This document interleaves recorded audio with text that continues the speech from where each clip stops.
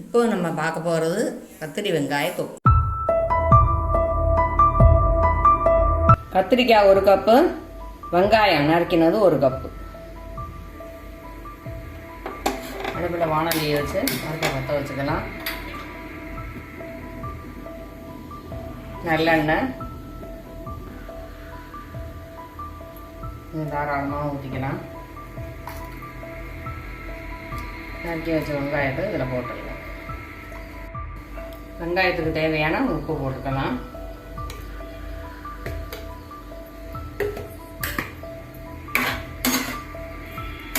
நல்லா வதங்கணும்.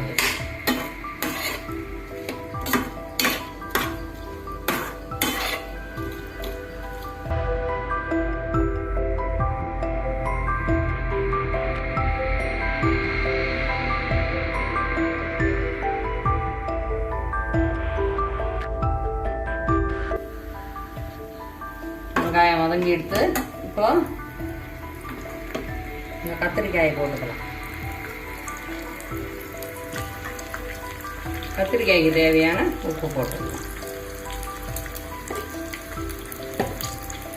இப்போ இதுவும் வதங்கணும்.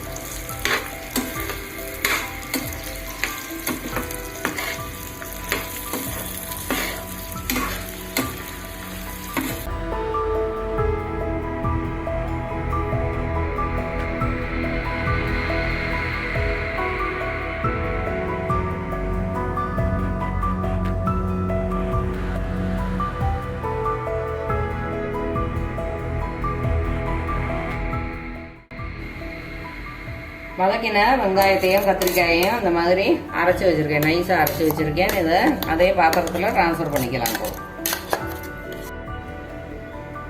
அடுப்பில் கரண்டியை போட்டு அடுப்பை பற்ற வச்சுக்கலாம். கொஞ்சமாக நல்லெண்ணெய் 1 ஸ்பூன் ஊற்றிருக்கேன்.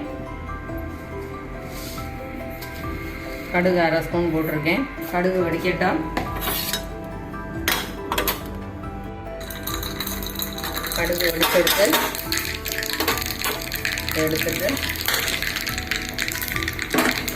மேலே வச்சு இந்த கடுகை இதில் கொட்டிடலாம்.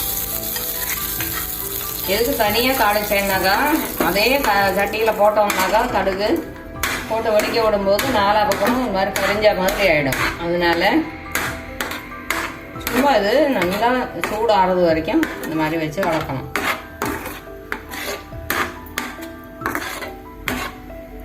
நல்லா சூடாகணும்.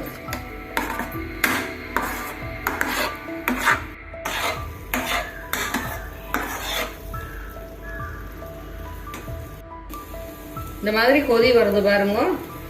அப்படி வருது இல்லையா? இப்போ அடுப்பை சின்னதாக வச்சுருவோம். பெருங்காயத்தூள் நல்லா ஒரு ஸ்பூன் அளவு போட்டுக்கோங்க. ஒரு வாட்டி கலந்து விட்டு அடுப்பை ஆஃப் பண்ணிடலாம்.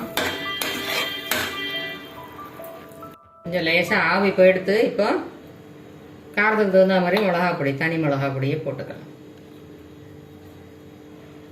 அதிகம் காரம்னா அது வேணும்னாக்கா அதிகமாக போட்டுக்கோங்க. கொஞ்சம் கம்மியாக வேண்டியவங்க இன்னும் கம்மியாக கூட போட்டுக்கலாம். அது மீடியமாக போட்டிருக்கேன் நான்.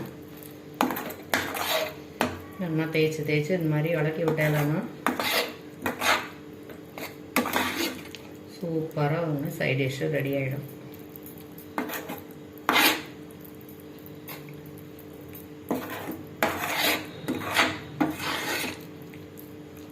முடிஞ்ச வரைக்கும் இந்த வெள்ளையாக எதுவும் தெரிய வேண்டாம். அந்த மாதிரி கலரி விடணும். நிறைய போடும்போது நம்ம வெந்தய பொடியை போட்டிருந்தா நல்லா இருக்கும். ப்ரிசர்வேட்டிவ், அது வெந்தய பொடிங்கிறது ப்ரிசர்வேட்டிவாக இருக்கும். ஆனால் என்னோட சஜஷன் என்னென்னா நம்ம அப்பப்போ ஃப்ரெஷ்ஷாக போட்டு சாப்பிட்றது தான் ரொம்ப நல்லது. ஊறுகாயானா கூட.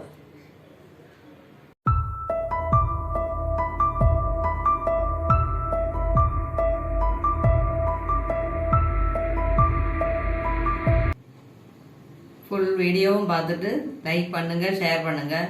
மறக்காமல் அன்னம் என் கைவண்ணம் சேனலை சப்ஸ்கிரைப் பண்ணுங்கள்.